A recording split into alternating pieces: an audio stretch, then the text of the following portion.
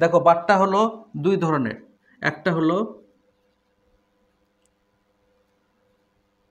কারবারি বাট্টা আর দ্বিতীয় নম্বর হলো নগদ বাট্টা।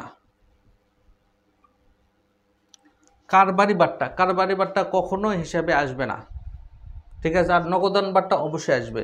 এখন আমরা বুঝবো কিভাবে কোনটা কারবারি বাট্টা কোনটা নগদান বাট্টা। খুব বোঝার খুব সহজ টেকনিক আছে। কারবারি বাট্টার ক্ষেত্রে ক্রয় কিংবা বিক্রয় এর যে কোনো একটা অবশ্যই উল্লেখ থাকবে। কারবারি বাট্টার ক্ষেত্রে কি 10% বাট্টায় ক্রয় করা হলো, 15% বাট্টায় বিক্রয় করা হলো, এগুলো সব হলো কারবারি বাট্টা। আসবে না মানে কি, এই বাট্টার হিসাবটা আসবে না।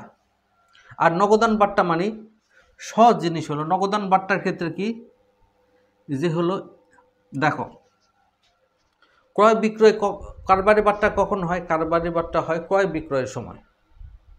আর এই ক্রয় বিক্রয় যখন বাকিতে হয়, তখন ওই টাকা যখন পাওয়া হয় তখন হয় হলো নগদান বাট্টা।